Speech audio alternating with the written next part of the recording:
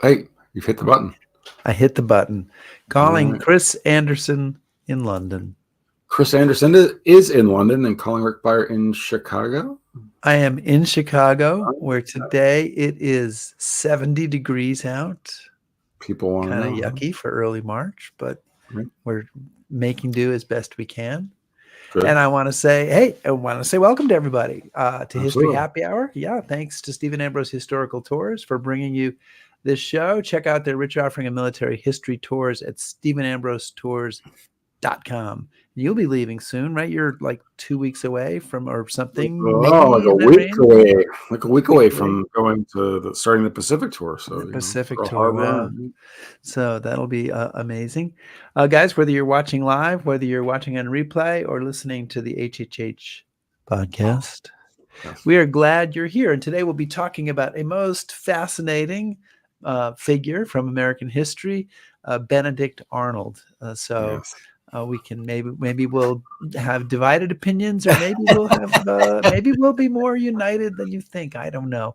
Let us know that you're out there and what you are drinking. We hope you are drinking something on this lovely Sunday. And Chris, I want to thank, and I'm sure that you do too, everybody who supports us on Patreon. Without question. Especially our top shelf patrons. I sent out a few hats. I know that Hey, I like hats. Morrison got a hat and Marcus Boyd got a hat. And so, and there's more hats in the hat box if you want to become a top shelf patron. And you can do that at patreon.com/history happy hour. And you can drink some of that fine top shelf brew there. I don't know what that is, but yeah, I don't know. It's a mystery. It's been a mystery for years, and the mystery continues. Mouthwash. Yeah. So Chris, is there anybody out there in the world of viewers? And there are quite a few. Ken is coming in from Kansas. George Luz has joined us again. George Luz. Yeah. Right. And a certain Catherine Byerhurst. Are you familiar with her? Well, there's Chris Jackson. I haven't seen Chris in a while, I don't think. Maybe, Chris, you've been here and we just haven't seen you. I don't know. Yeah. John Leonard, Ted Moon, Colette Corva. Yeah. Harold Bolts, Patrick Niles.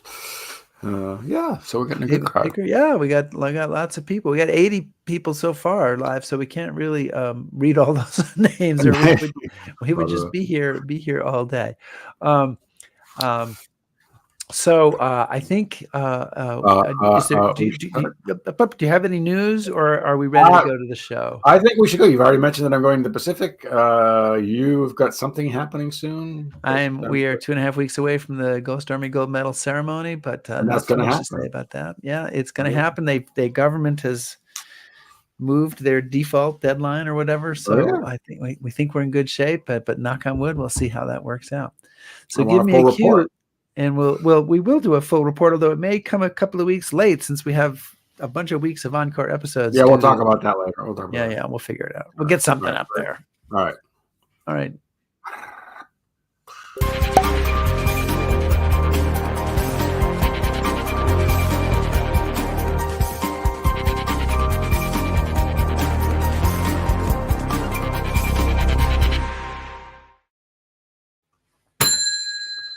The bar is open. The bar is open. And Chris, Benedict Arnold. Yes.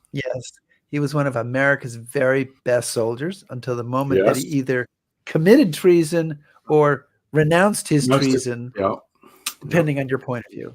Depending on your point of view. And I know your point of view is that he renounced his treason. His military actions laid the groundwork for our independence, and then he switched sides. And to talk about this most striking, I might add bewildering, you might have a different adjective, figure in American history, we welcome back award-winning historian and author Jack Kelly. And Jack is the author of a new book about Benedict Arnold called, I don't think I have the cover right here. Do you have the book in your hand, Chris? I do. Let me get it. I've got it right here. I'm embarrassed to say I thought I had the graphic here and I can't find it, so we have to hold it up. But here we'll hang on, keep it up there. God Save Benedict Arnold. Okay, is the title of his new book, the true story of America's most hated man, and we are joined by Jack Kelly on his second History Happy Hour. Yeah. It's been 2.5 years, almost 3 years, Jack, since you joined us previously. Yeah, my previous book was Valcour, the 1776 campaign that saved the cause of liberty. So that's very smooth. Also in the Benedict Arnold promo there. yeah. So Chris, you've been with Benedict then the whole time since the show. You're in the fan club. Pretty much, yeah. Actually, did you bring a drink today? Chad? I've got in my Johnny Carson coffee mug. I've got some. Let's see your coffee mug, Johnny Carson coffee mug. It's a plain coffee it's mug. I see. Okay. Anybody that remembers Johnny Carson always said it's only coffee, but it was always something else. Highball. So I'm drinking Valcour Brewing brew from up in Valcour Brewing in Plattsburgh, New York, which is right near where the Battle of Valcour Island was. And it also is the brewery's in an old army barracks. So Chris, what about you? Are you drinking today? I've got my Glen Turret 12. So. Nice. I'm drinking a Samuel Adams. I went for somebody who didn't switch sides. Okay. Well, you could say that he did, but we'll get into that, I'm sure. Okay. So so you wrote about the Battle of Valcour Island. You wrote about Benedict Arnold, and then for a new book, you decided to write about Benedict Arnold again. So, Jack, what makes him so fascinating that for you the first book was not enough? Well, I think one thing I always bring up, Rick, is the redemption factor. And if you think about Benedict Arnold as a baseball player, he's the guy that we always think of, the player who strikes out 3 times and then hits a home run in the bottom of the 9th and is redeemed, and he becomes the hero. But we never think about the guy who hits the home run in the first 2 innings and then strikes out in the bottom of the 9th and loses a game for his team. He's the mutt of the game. And so why is he any worse than the guy who did it in the opposite order? That was Benedict Arnold. If he'd started out as a loyalist and then come over and done what he did, he would still be one of our greatest heroes, but he did it in the wrong order. Well, so honestly, he didn't just strike out in the 9th inning. He went to the other team's dugout and he tried to hit a home run for them. And he tried to burn down the stadium. Okay. And anyway, we've lost Chris because we're talking about baseball. So he's you've completely lost me. Yeah. But anyway, I think that what really attracted me to Arnold was the story of his life, and I just really wanted to get across the story, and particularly the achievements. And I felt that in a lot of the histories of the Revolutionary War, Arnold was like the black hole of American history, and he warped space around himself. So when people recounted the things he did, they diminished them, they distorted them, they questioned his motives, and distorted history. And I really felt that by telling just the direct story of what Benedict Arnold did, it was putting those a little bit more back in place. Those stories of Ticonderoga and Valcour Island, which I'd already covered, and particularly in the Battle of Saratoga, which I think Arnold's participation in is finally being recognized for what it was. Right. So, Jack, because I think, one of the impressions I have is that because he's become the big boogeyman of the revolution, and people have, made all kinds of assertions about him, and he's just all kind of his story's taken on a life of its own. I don't know if people really know enough about just kind of where he comes from. So just to kind of set the scene, tell us a little bit about where he's coming from and what his background is. Yeah, he was from a fairly well-to-do family, or a comfortable middle-class family in eastern Connecticut. And his father was in the shipping business and an international trader, but became an alcoholic, and the family business went downhill, and his father became really the town drunk. His mother was a rather severe Puritan, and he had a fairly rough childhood after that. He had to leave school. He got he's often referred to as an apothecary, which I think gives a kind of distorted view of him. The apothecary business in those days was really high-end goods, luxury good trading. And he did work as an apprentice for, this 7 to 9 years of apprenticeship, and then started his own trading business in New Haven, and was quite successful at it. But in the process, he was one of those people on the waterfront that really had contact with the British impositions and the taxes and the various problems of just trading in the mercantile system, and became a patriot because of that. And was a pretty rough guy on the waterfront. Also a ship's captain. So being a ship's captain, was a very you had to have a kind of commanding personality. He didn't have any military training to speak of, but was like 2 days after the news of Lexington and Concord reached New Haven, he marched off to war, went to Boston, met Joseph Warren there, was sent out to Western Massachusetts to raise a regiment and take over Fort Ticonderoga, which that was his first big achievement, was the capture of Fort Ticonderoga. Okay. So he captures Fort Ticonderoga with Ethan Allen, or Ethan Allen captures it with Benedict Arnold, depending on your point of view. And so this is kind of his big start. And he comes back to Boston, and he meets with George Washington. And you say that they bonded right away. And I'm curious, Washington is really a big fan of Arnold's right up until that thing that happens 5 years later. What is it that ties them together, and how in what ways, what did Washington say or do that we kind of know he was a Benedict Arnold, fanboy? Well, I think the first thing was that Washington at that time was in the process of forming the Continental Army, and he immediately made Arnold, who had, like I said, had very little military experience, he named him a colonel and gave him 1,000 men to go to march over the mountains of Maine up to attack Quebec. So that in itself, there's really no record of the back and forth between Washington and Arnold. I sometimes, and perhaps going on a limb a little bit, make the analogy of Eisenhower and Patton, where Eisenhower is the sort of political general, and Patton is the fighting general. And that was somewhat, I would say it's an imperfect analogy, but it's somewhat the case with Washington and Benedict Arnold. Well, Jack, one of the things that really struck me, and I'd kind of like to get your thoughts on, even at that early stage, I mean, he's not a military man, but you notice in some of the steps he takes that he's really kind of concerned about professionalism and doing things in a proper military manner. Like, when he joins the revolution, he just doesn't join the militia. He forms a militia company. They hire a former British soldier to drill them.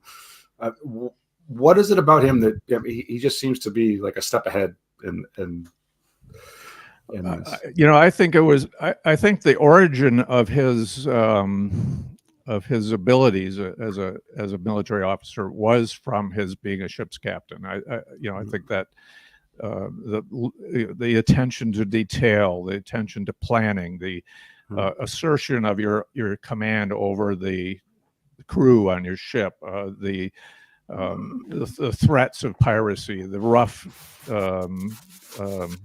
atmosphere that he ran into down in the West Indies, all prepared him. But I think that's hard to explain how he became what he became.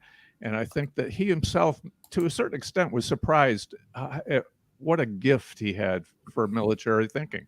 It was just somehow his mind worked in that fashion, and both strategically, because he always did keep the big picture in mind, as well as tactically managing battles and managing, and got along with his men, his subordinates, very well.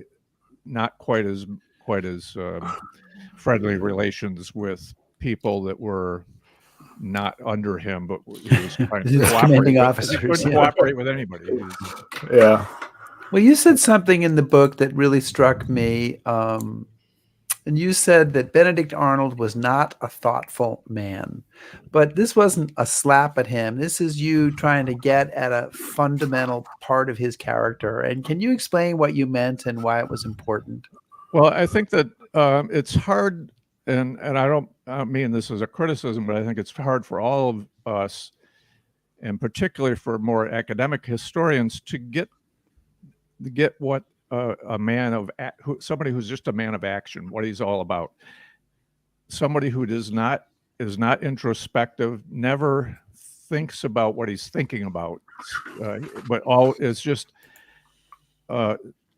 goes and acts. He was impulsive, but usually did the right thing when he had the impulse, and we don't see it in the few letters that he left behind. He certainly didn't keep a diary or any of the rumination. He didn't try to, leave behind a record of his military service the way Washington did. It was strictly, everything was in the moment and acting. And he found that was where his gift lay, and he went with it. Yeah. No, and Rick mentioned he's kind of central to the taking of Fort Ticonderoga. He comes back and he's made a bit of a name for himself at this point. But then I think probably one of the events that kind of he's most well known for is the attempt to take Canada. First of all, I mean, tell us a little bit about that, his part in all that. And I know this is a little bit of Monday morning quarterbacking, but do you think that this is a realistic objective, or is he just wildly impetuous at this point? Well, it's another one of those what ifs of history. Arnold actually wrote out a plan and discussed the plan and sent it down to Congress of how they could immediately attack and capture Canada. And he'd found out that there was fewer than 400 British troops in all of Canada, and they were spread out. A lot of them were out in the frontier forts. It was going to be an easy job if they moved quickly. And after he proposed it, first Congress initially wanted to give back even Fort Ticonderoga. They didn't want to. Sorry, Britain. We'll give you back Canada, Ticonderoga, whatever. If we can just. Yeah, they were going to keep. They were going to keep a few cannon, but they said make sure you get the serial numbers on the cannon. So later. But they didn't move quickly. They got Philip Schuyler, who was a very deliberate guy, and spent a lot of time planning, and felt that was the way to go. And it was weeks and then months before they got the show going. And then they appointed Richard Montgomery, who I got the feeling, and I'm not totally versed in Montgomery, but he's very popular around where I live because he was from here, that Montgomery had a limited talent as a military officer. He did not do well in getting and moving quickly.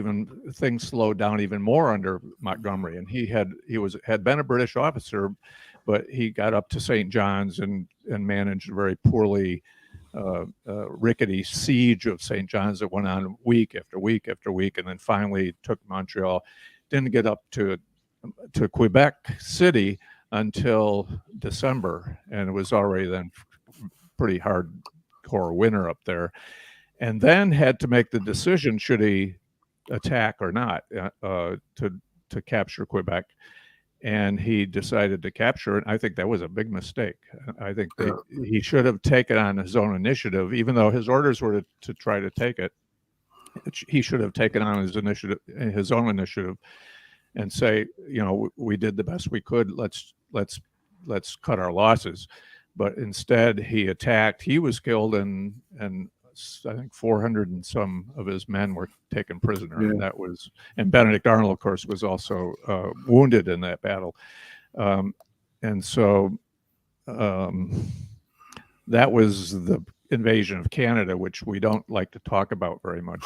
Well, but one part, and one part we've kind of skipped over, and it's an important part, is that Benedict Arnold leads 1,000 men up from Boston. They go by ship up to Maine, and then they are going to march through the wilderness. And Maine, they have boats, and so they're going to take the boats, but they've got a portage, they've got to do stuff. And this turns. Can you talk a little bit about this journey, because it is beautifully captured in the 1930 Kenneth Roberts novel Arundel. It is an epic. I mean, just to reading about it again in your book, I mean, it's unbelievable the kind of the hardships that they go through. Yeah, I think about probably half the Benedict Arnold fans that I've met have been fans also of Kenneth Roberts and that book and his other books about the Revolution. And Roberts did a exemplary job of researching, even though it was historical fiction. He went and he actually published all the I have it, diaries. Right. He published all the diaries of the people who were there, so you can read that through yourself. Whether that was a good idea, Arnold had the idea. Other people had that idea. They knew that there was this track that went through there. They not only they got the boats. Mostly the boats were to take their equipment and provisions, because they spent most of their time wading through ice water, pushing those boats upstream. Very difficult, and they were going into the unknown. If you look at the bigger picture, I don't know that expedition is as heroic as it was, and it really showed up Benedict Arnold at his best in many ways, because the lives of these 1,000 men were on his shoulders. They got out so far up that they couldn't go back because they didn't have enough provisions to go back, and they were running out of food, and then they didn't know what was ahead. And he went ahead and got the provisions and saved his entire army and got them down there and almost had a chance of taking this. But without cannon, it was a little hard to take a city that had 20-foot walls all around it. So that was really on George Washington. I mean, it was George Washington authorized that, and he always, particularly early in the war, I think George Washington always liked a little complication in his plans rather than just Arnold would have been better off going with Montgomery up Lake Champlain and then up because they ended up at the same place. And if he'd done that and if he'd pushed it along a little bit, I think they would have been better off. But they might have captured the British general. They might have taken Quebec. Yeah. Maybe. And as it turned out, just to finish that up, as it turned out, the British sent over their reinforcements, and when they got there in the spring, everything collapsed, and the 200-mile retreat back to Fort Ticonderoga began. Well, but there's a lot. Obviously, Arnold's command during the march up, and you could say that his command during the siege was exemplary. There are also some elements of it where you start to see some of those tensions amongst his subordinates or his other commanders. So I'd be interested to know, how he's working with other people in this whole situation, if that gives you any indication of his as an officer, and how does his reputation survive what happens in Canada? Because you could have been that could have been it. Well, his contribution to the invasion of Canada really was a success. I mean, he did get that army up there. They weren't able to capture on their own, but he had then to wait for Montgomery to come up, and Montgomery had a much bigger force and a much easier path to get there, and yet was a lot slower. So I don't think it really hurt Arnold's reputation. In fact, he came out of it really a celebrity. He was when he came back, he was almost as well known as Washington himself. It did show him up to be a very prickly character, and he didn't suffer fools lightly, and he had a hard time getting along with people and being diplomatic, particularly under stress. And he felt he laid out his own money to pay the troops and to buy supplies when they were up there, and he was criticized for his kind of negligence in handling things when he didn't feel that was his fault at all. Right. So that was the beginning of him. He made a lot of enemies all through the war, and that was really the beginning of it. Yeah. Well, in February of 1776, after the Battle of Quebec, Arnold is passed over for promotion to Major General. I think there's 4 other people who are junior to him who are promoted Major General, and this is probably the start of the beef he has with Congress, which will grow and end up leading him to treason. So why is he passed over? How did he react? I looked into quite detail about that problem in the Army. The Congress had great fear of a standing army. That there were 2 large forces in the country, and one was the Continental Army and one was Congress, and Continental Army was a lot bigger and a lot more powerful, and they were afraid of just getting pushed aside and having Washington take over and the Army take over, as they'd seen happen in history down the years. So they one of their ways of keeping control of the Army was to control all the major promotions. And then the question was, well, how do we decide who's going to get promoted? And they didn't want to acknowledge entirely that really it was George Washington and the other top officers who knew the people and knew who to promote. So they said, no, it's going to be according to merit, but it's also going to be according to your background and who do you know. And then there's going to be so many per state, depending on how many troops your state has contributed to the cause. And then John Adams essentially said, well, it's going to be all those things. And so that just pretty much threw it into the realm of politics. And the technical reason that Arnold didn't get promoted, even though he and George Washington and Nathaniel Greene all agreed that he deserved a promotion, was that there was already 2 major generals from Connecticut. And that was a very flimsy excuse, but I sort of got a little bit of sympathy for John Adams, because he was basically what we would think of as the Secretary of Defense during the war. Plus, he was on 20 other committees and going to Congress for the regular business of Congress. And he was trying to run the military for everything from buying bullets to promoting generals. So it was a tough job. And he, I think, leaned on the side of, in favor of Congress. So it wasn't that they had it wasn't that at this point in 1776 that the Congress is angry at Benedict Arnold or he's done something that's darkened his reputation. It's more just the bureaucratic tangle there. Yeah. And that was, at least that was the excuse that was given. If there was things going on behind the scenes, and as I say, his enemies were busy behind the scenes and were much more politically adept than Arnold ever was. So there might have been, word was being passed around in Congress, but if it was, it's not really in the historical record.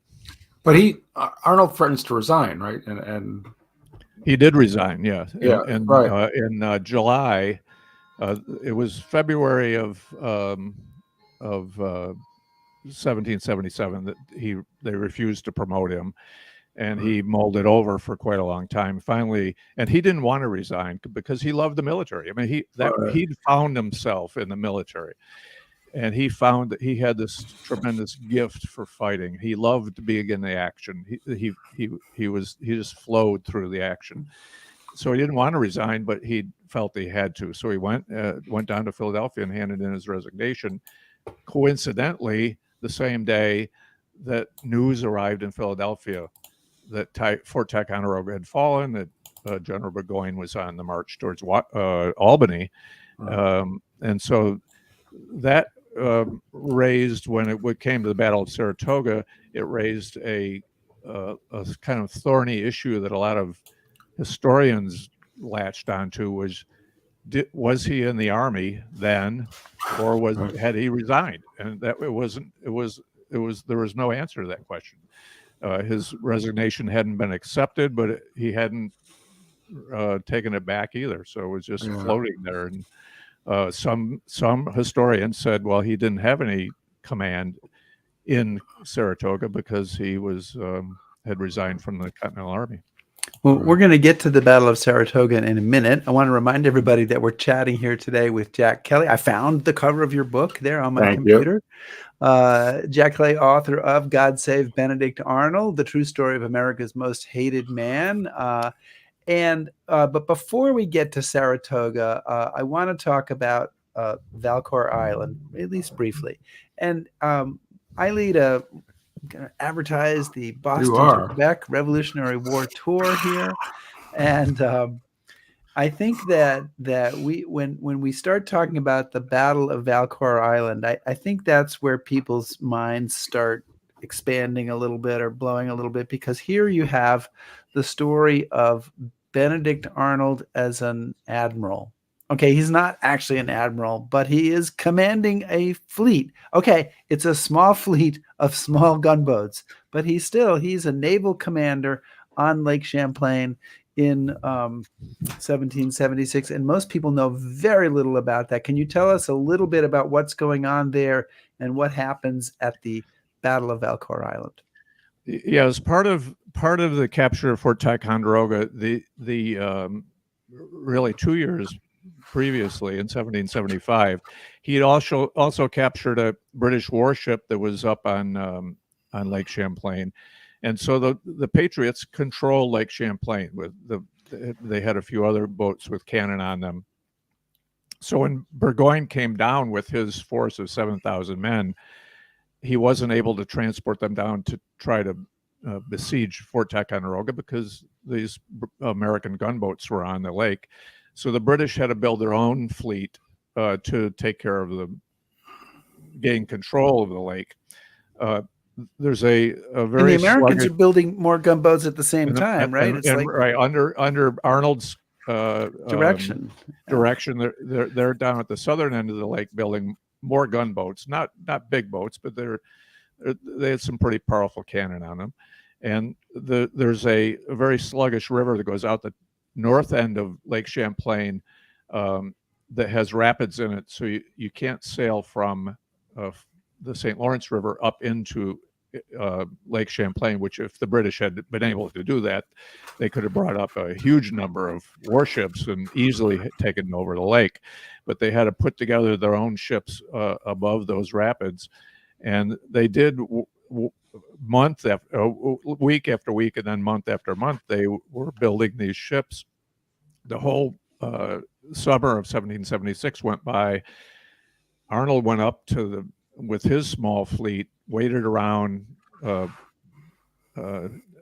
put in the harbor in the bay between Valcour Island and the New York shore, just to get some protection from the storms on the lake. And then the British came down on October 11th and fought the battle that you see there, where the top line of ships is the Americans, and the British, because there were shoals in the top of that, what looks like a strait there, but you couldn't sail in from the north.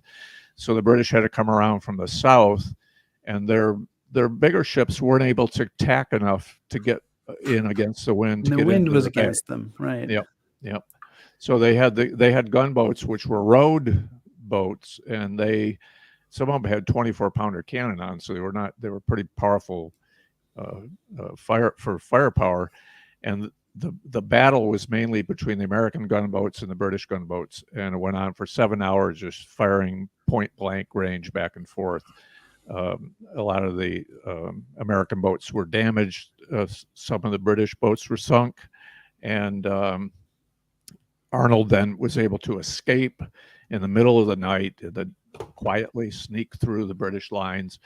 There was more fighting down the lake, and most of the American fleet was destroyed. But the outcome really was that the British, by the time they got down to besiege Ticonderoga, and they did bring their army down, it was too late in the season, and they were afraid that Lake Champlain would freeze, and then they'd be stuck there, and they would be stranded. So they decided to wait until the following year.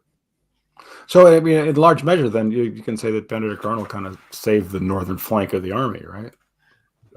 Yeah, not only did he do that, but he did it at a time when George Washington was really getting his worst beating of the entire war around New York. So it was doubly important for that reason that Washington was not only pushed out of New York, but he was now over in Pennsylvania. So. Yeah. So okay, so Rick, where are we? Chris, it's your turn. Oh, okay. Well, I mean, we can go back to Saratoga if you want. No, I said I think we should move on to Saratoga. So we've stopped at Valcour Island. He's a little upset that he didn't get his promotion, and we don't know if he's in the army or he's not in the army. But I think certainly one of the moments that he's most famous for, and I find really compelling, is his part in the Battle of Saratoga, because obviously. In fact, the cover of your book is of his action there during that battle. So maybe we should talk a little bit about, kind of his role and how important it is to arguably one of America's greatest victories during the Revolution. Yeah, the battle, which we call the Battle of Saratoga, is really in two parts. And the first attempt by Burgoyne General Gates was in overall command, and Arnold was one of his subordinates, and Arnold was in charge of the left wing of the American lines. They'd built fortifications up on the high ground, and General Burgoyne had to somehow find a way to get around them in order to get to Albany. He tried attacking on the American and going around the left end of the American lines, and they fought a battle on September 19th. And it was a very hard-fought and well-managed battle in which Arnold's division stopped Burgoyne on the field and inflicted pretty heavy casualties. Burgoyne claimed to have won that battle just on the technicality that they held the battlefield, but he had really, and they admitted that it was a very costly victory for them. Then there was a pause for a couple of weeks while Burgoyne hoped that someone would send him help, but it never did. And it was during that time that Gates and Arnold had a dispute about. Arnold felt that Gates had not given him enough credit when he wrote up the account of the battle. That dispute became a very hot topic in the history of the battle ever since. Its significance is, I think, overblown totally. And when the second battle came, it unfolded pretty much the way you would expect it. Again, Gates was in overall command. Arnold was in command of the left wing, managed the battle, defeated Burgoyne, and then in that picture you showed depicts Arnold charging into the British field fortifications. In this case, this was actually a Hessian redoubt that they broke into and broke through the British lines or the enemy lines, and Burgoyne, and then at that point had to retreat and finally had to surrender his entire army. Benedict Arnold was severely wounded in that battle, but the fact that he managed the battle has been disputed by almost every account of the Battle of Saratoga that took away his credit. And he was said to be drunk, which was really an absurdity. He was sulking in his cabin. He'd been relieved of his command by Gates. He and Gates were still, in a dispute, and Gates wouldn't give him command of his own the troops in the left division. All those stories were designed to take away Benedict Arnold's credit for the success of what was, many people refer to as the turning point at battle of the war. Well, and we talked about this a little bit on Friday when we had a brief conversation with you. And there's a letter, the Nathaniel Batchelor letter that came out. I think it's 3 or 4 years old. I mean, it's 200 something years old, but I think it has been kind of in the public eye for a few years, which basically puts the lie to Arnold sulking in his cabin or being drunk or whatever. Can you tell us a little bit about what it says? Yeah, that was a letter from a New Hampshire militiaman to his wife, written 2 days after the war. 2 days after the battle, right? 2 days after the end of the battle, this militiaman Batchelor had some clerical duties in headquarters, so he was privy to conversations between Arnold and General Gates. And the conversations were not extraordinary. They were just exactly what you would expect if they were both cooperating entirely to try to win the battle. And it gave the lie to all these stories that Arnold wasn't in command, that he'd been relieved of his command, that he was somehow deranged or whatever the stories have been down the years. You can't say it's proof positive of anything, but it certainly was a strong indication. And I think many of the historians that I've talked to have agreed that it really slants or pushes the narrative much more towards Arnold's heroism at Saratoga and his, he was the essential man there. Yeah. Okay. So Jack, I mean, in the interest of time, I mean, we're gonna. There was that little matter. Oh, there's a plot twist coming up here. Yeah, that we should probably get to. So, he's wounded at Saratoga. He's got to recover from his wounds. There's more debate about him not getting credit, and so it seems as if. But he gets his rank restored. Yep. But it seems like he's on easy street. Everything's good to go. So, but where does this all start to turn, and where do you think? Well, certainly, many people have pointed out that George Washington was really a very brilliant manager of military affairs and who to put where and how to when, who to promote and what assignments to give him. But he had one glaring error, and that was to send Benedict Arnold, still sort of hobbling along on his wounded leg, to Philadelphia in a position that called for diplomacy.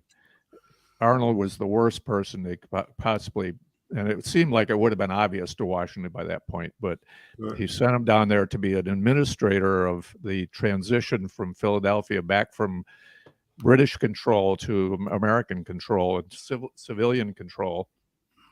And it was the wrong place, and Arnold got into sort of petty corruption of using government wagons and making profits, which was his natural thing to do as a businessman. Is like, and I think he sort of reverted to that. He got in with a lot of loyalists or former loyalists or fence sitters, mostly the Shippen family, which he then married the daughter of, Peggy Shippen. And step by step, whether he sat around thinking too much, what exactly the process was, that suddenly he decided that he could end the war by going over to the British, and they started that plot, and it really went on then for, I think, about 16 months he was plotting before he actually put it into practice. That he tried to give over the fort at West Point. But why did he do it? That's the That's the $60,000 question. yeah, exactly. And we don't have the budget. Yeah. So we can't. So yes, look for an answer. you got to buy the book and find out. So kind of adding to that, and Rick, I'm going to jump in here, but we had a question from Francine Miller. You touched on this a little bit, but she would like to know, can you speak about the influence of Benedict Arnold's wife, Peggy? Do you think if he hadn't married her, he would have acted treasonously? And also talk about her awesome hair. Yeah, that's right. And this is actually a portrait of Peggy that was drawn by Major John Andre at the time when the British were in control of Philadelphia, and Peggy was flirting with the British officers. And those hairdos that's the type of hairdo they had back then. Wow. And whether he would have gone over to the British, I can't give her enough. I can't give her all the credit, though. She was in on the plot from the beginning. She was sort of a go-between between him and Major Andre, who was the head of British intelligence. So her role was big enough that it certainly raises questions of how much influence she had in pushing him to make the decision. But it's hard to imagine him, and particularly given the influence that women had back then, that she made the decision for him. I don't see that in his personality, that he would have been open to that. He decided for himself what he wanted to do. I don't think. Well, and you said that, he thought he was going to end the war. He finalizes his treason in September 1780. It's pretty late. The war's been going on for 5 years. The public opinion in Britain has turned against it. The Americans are a couple of weeks away from winning at Kings Mountain, a couple of months away from winning at Cowpens. His timing is really bad. Can he not see that, or is he just so far in by that point that he has no choice but to keep going? That's a very difficult question, Rick. Some people would say 1780 was a bad year for the Patriots, and in that way, it kind of looks like Arnold might have been jumping to the winning side. But on the other hand, he had started the plot many months before, when the British were not didn't seem to have a particular advantage back in 1779, and so that didn't seem to make sense that he was just jumping on the winning side. And what he felt about it, and how that whole dynamic played out of where the war was going it's mysterious. We need to discover the hidden letters that we don't, or the diary that someplace it expresses his thoughts. Because as you pointed out, we'll hand it over to Chris, but when he defended his treason, it wasn't even him that wrote it; it was somebody else who wrote it. So we don't really know what he thought. Yeah, go ahead. I was just going to say, it's kind of in the same vein. One of the charges that's very often leveled against him is he did it for money. But as you point out several times in the book, he basically bankrupted himself, in the patriot cause, and he sacrificed his business. He paid, provisioning his men, etc. So, I know we don't know definitively, but since you spent so much time with him, is it simply money? Is there more to this? Is there something else that's driving this? And also, how does he think that his act is going to actually end the war? Well, that both of those are very good questions. I think I kind of rejected the idea that it was all about money. I think money had certainly played a role, because he had the mind of a businessman. That's definitely true.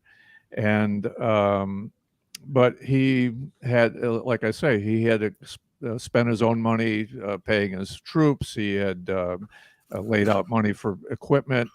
He never got repaid everything that he had even put into the war. Like many officers, didn't get his pay on time or at all. Even after he began making the plot, he was giving money to the children of Joseph Warren, who had been left orphans because Warren had been killed at the Battle of Bunker Hill. And Arnold thought that Congress wasn't doing enough for these kids, and he handed out his own money to them to get them an education. So the idea that he was so money hungry that he was willing to throw away his entire commitment to the cause for that reason didn't really make sense to me. I think that we can, I speculate, and I always say, offer that this is total speculation. I don't have evidence of it. He was a narcissist, and he loved to be at the middle of everything. And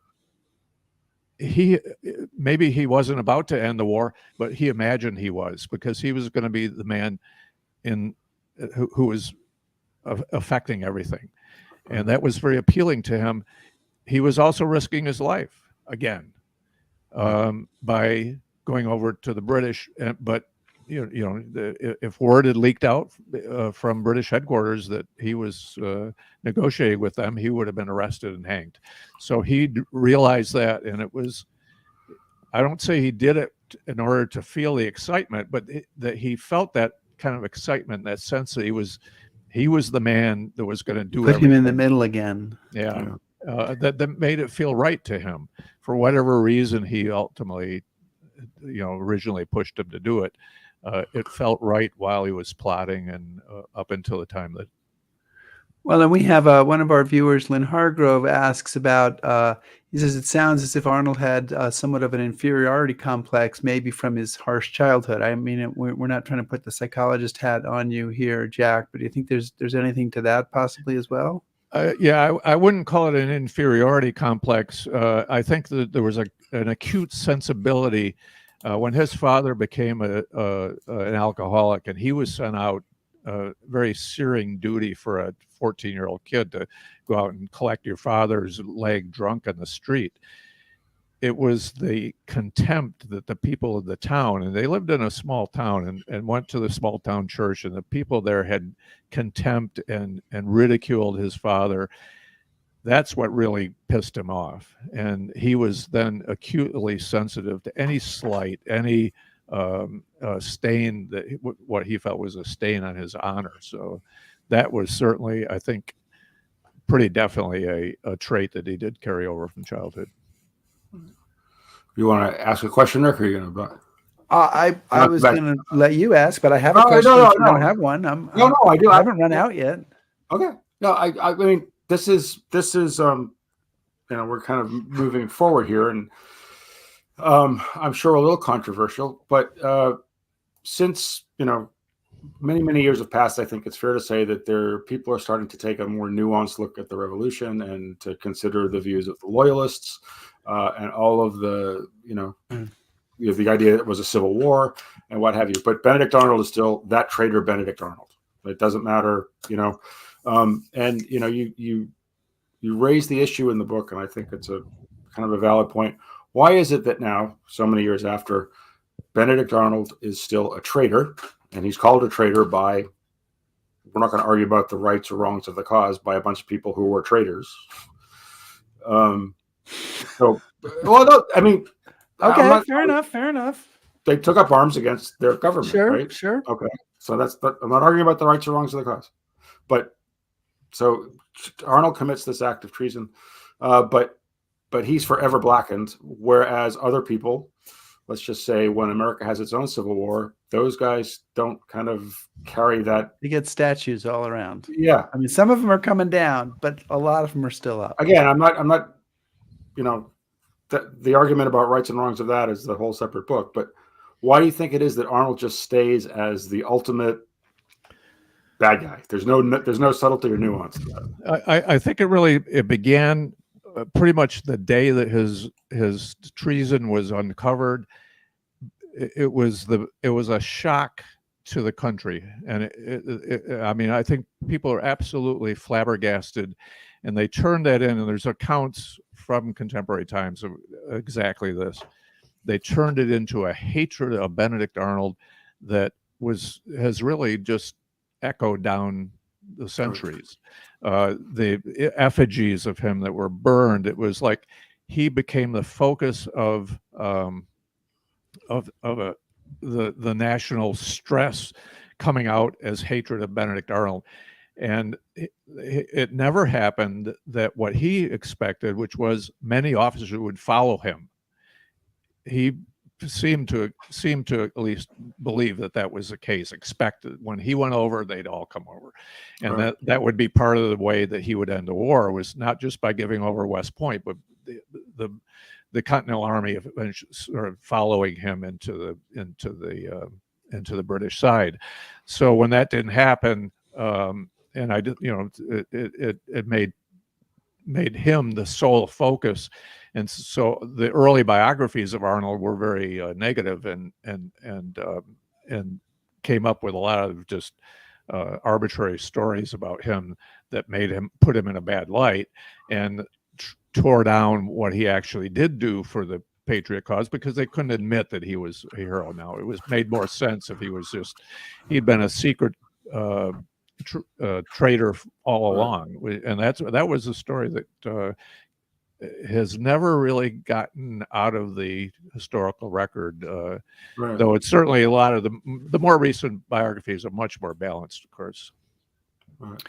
Well, Jack Kelly, thank you so much for joining us today on History Happy Hour and talking about your book, God Save Benedict Arnold, The True Story of America's Most Hated Man. I enjoyed it immensely, and I think it's a great book for people to take a look at. Not a hard read at all, so definitely worth spending a little time on. Thank you so much for joining us today. We really appreciate it. Okay, thank you, Rick and Chris. It's Thanks, been a Chris. pleasure as usual. All right, Great. and in 2 or 3 years, we'll see you again. Okay. All right. Thanks, Thank you Jack. so much. So yeah, it's interesting that it's just so it's a question like the why question. Right. What was in his head? To me, it's endlessly fascinating. Absolutely. And if people will keep writing about him and trying to figure out why he did what he did. And maybe we can have more of them on the show. Maybe. But next week, we're going back to World War II. There we go. Our guest is Peter Harmsen. He's the author of Darkest Christmas, December 1942, and A World at War. This is an author we tried to have on with another book a couple of years ago, and timing didn't work out, but now we're going to get him on. And this is our last live interview in a month, because Chris will be traveling in the Pacific and I'll be headed to DC. So, join us and then keep joining us for the encore episodes, but definitely join us next week. Yep, and I'm going to, when I'm out in the Pacific, I'm going to see our friend Don Farrell, who I know a lot of people love to have on show, and see if I can convince Don to come back on. Well, and post some photos. I know you'll be posting a lot on your own page, but post a few in the History Happy Hour Facebook page so we can follow along with what you're doing. And we say EWO, but you're not actually going to EWO, but to the other Pacific places that you're going, so we can follow along with the action there. Everybody, thank you so much for joining us. Please subscribe to us on YouTube, follow us on Facebook, shout at us on Twitter, listen to our podcast, back us on Patreon, and browse historyhappyhour.com. Thanks, everybody. Be safe.